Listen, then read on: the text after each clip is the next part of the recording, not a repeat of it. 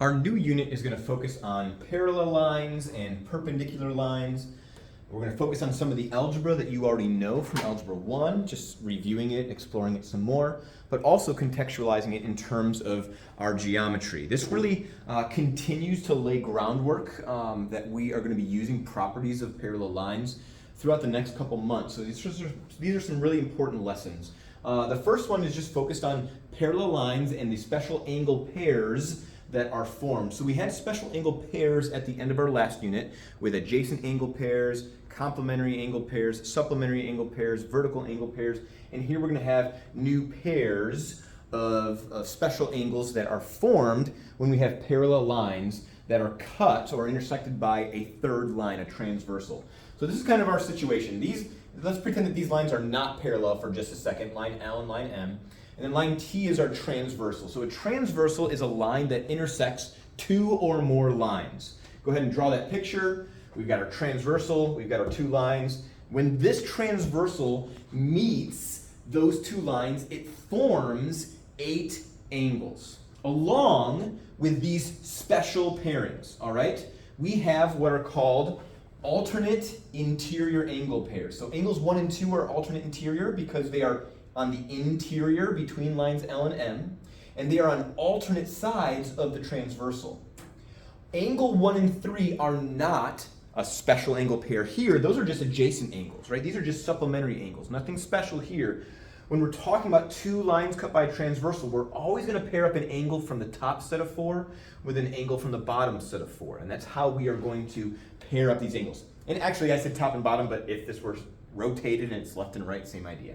All right, so angles 1 and 2 are alternate interior angles, 3 and 4 are alternate interior angles. We have the same side interior angles, so on the same side of the transversal, but still interior between lines L and M, angles 1 and 4, angles 3 and 2. We also have alternate exterior angles on alternating sides of the transversal, but outside, exterior, outside of those two lines that are cut by the transversal. So 6 and 7 are alternate exterior, 5 and 8 are alternate exterior.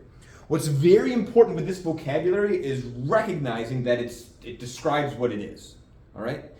These words tell you what angles we're talking about, all right? That doesn't mean that you don't need to make a flashcard or you don't need to pay attention to those definitions, but these are self-descriptive terms, which is fantastic, right? We want the thing to describe itself, and they're using words that we understand what they mean to describe what they are. And so that's a very helpful term. We also have corresponding angles. And so these are angles that correspond to the same location. Angles 5 and 4 are both in the upper left. 2 and 6 are both in the upper right. 3 and 8 are both in the lower right. 1 and 7 are both in the lower left. And so we know how these are paired up. They're paired up with a buddy that's in the same location, just in that other set of 4. Reminder, with these special angles that we're learning about, we are always, with this vocabulary of alternate interior, alternate exterior, same side interior, and corresponding, we're always pairing up one of these 4 with one of those 4. All right? We've already done the work of adjacent and supplementary and linear pair and vertical angles. We've already done that work from last unit. We're still going to use that, all right? But this is the new terminology. So, example 1, draw this picture to the best of your ability. And what you'll notice is that I've turned the picture a little bit. I changed the order of the numbers, and so we can't just copy the numbers from our last description, our last diagram. The point of that is to make sure that you recognize that it's not a memorizing, well, 1 and 7 are always, alternate exterior angles. That's not going to be the case. All right, here, determine one pair of alternate interior angles. So I'm going to say angle 2 and angle 7. That's a pair of alternate interior angles. Determine one pair of same side interior angles. Well, angle 2 and angle 3 are both on the same side of the transversal, and they're interior between the two lines P and Q that are cut by the transversal T. So I'm going to say angle 2 and angle 3. That's a 3 in some cultures. Let's try my best. Determine one pair of corresponding angles. Angle 2 is in this set right here. It's in the upper right corner. Over here, the upper right corner is angle 4. So we've got angle 2 and angle 4. Determine one pair of alternate exterior angles. So on the outside, exterior, I've got 1, 5, 4, and 8. Angle 4 is exterior. Its alternate exterior angle is 5. So angle 4 and angle 5. What I would like for you to do, for an additional credit here, is find another pair of each one of these vocabulary terms. So I did one pair for each. I need you to do another pair. So you get to do this. You do this. Hibbett did this. You do this. All right? You fill out that.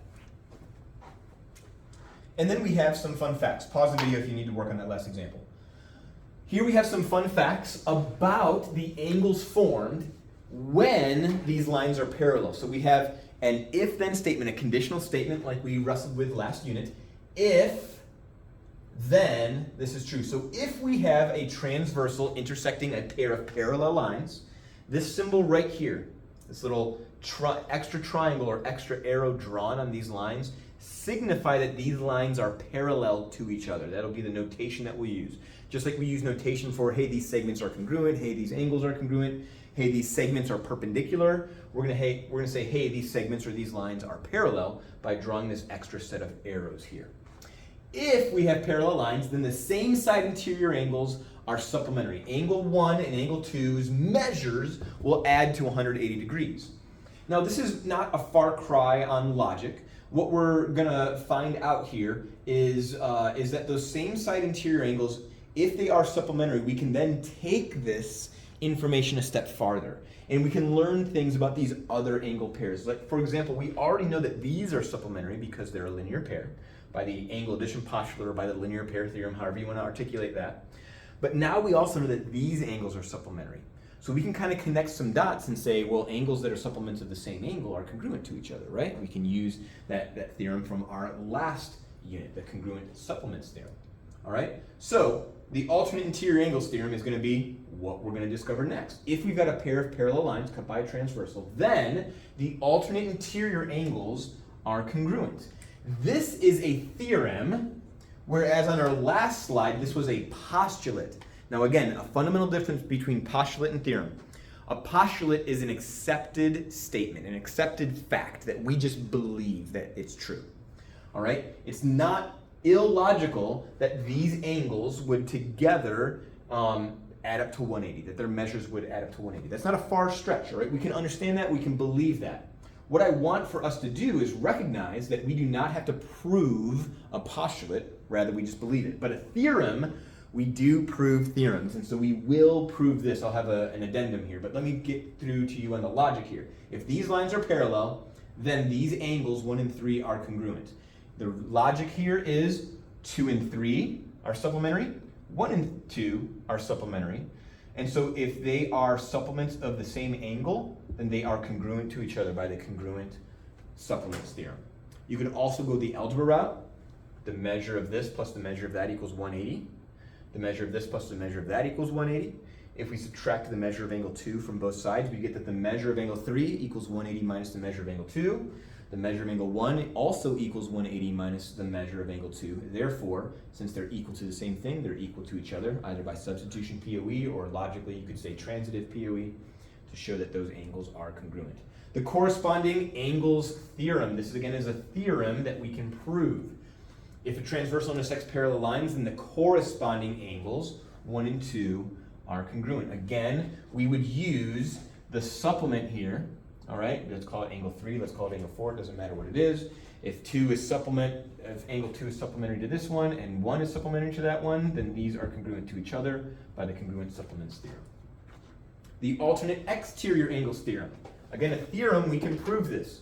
If angle 1 and 3 are alternate exterior angles, and these lines are parallel. This only works if the lines are parallel, right? That's our if, that's our hypothesis, parallel lines. Then these alternate exterior angles are congruent to each other. Again, we know that the corresponding angles are congruent, we just proved that. Vertical angles are congruent, we proved that last unit, and therefore angles 1 and 3 are congruent by the transitive POC. All right, so we're going to use those fun facts to share or to determine the measures of these angles. We're going to find the measures of all of these. I'm going to do a handful and then you are going to get to do the rest. You're welcome. But what we're going to find out is if we have a pair of parallel lines here and we have a pair of parallel lines there, then we can find the measures of all of these angles. But we need to know that this is true. If this is not true, then we can't do this. All right? The measure of angle 1, the measure of angle 2, the measure of angle 3, 4, 5, 6, 7, 8. So I'm going to do some of the easy ones, and I'm going to have you do some of the tougher ones. So here I know that these angles are congruent by the vertical angles theorem. So that's not new. This is going to be 50 degrees. And the reason, explain, is the vertical angles theorem. Vertical angles are congruent. All right? We know that angle 5 is going to be congruent to that 50-degree angle by the alternate interior angles theorem.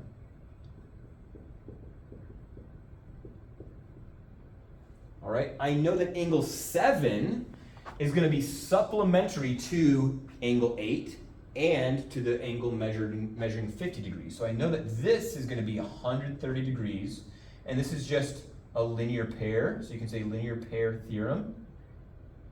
Or you can just say that you use the angle addition postulate. I honestly don't care which one you use. All right. So most teachers like linear pair theorem. I just kind of say angle addition because we're just adding those two angles to get 180. All right. Let's go off to the other side here. Let's go with this 50. I know that this is going to be congruent to that. The measure of angle 6 is also 50 by the alternate interior angles theorem. Or I could say, instead of marking 50 and 6, I could mark 8 and 6 and say that these angles are congruent by the corresponding angles theorem. All right, so we could kind of explain some of these multiple ways. And that's kind of the game here. Go ahead and find the measures of these, because I like you and I want to give you a chance to try to find the measures of those angles. All right, pause it if you need to. So here we go. This is our summary right here. If we have parallel lines cut by a transversal, the same side interior angles are supplementary. That's a postulate. We're just going to believe it. These are theorems. All right, the numbers here are irrelevant, but the first theorem in Unit 2, the second theorem in Unit 2, the third theorem in Unit 2. The alternate interior angles are congruent, the corresponding angles are congruent, and the alternate exterior angles are congruent when, and only when, these lines are parallel.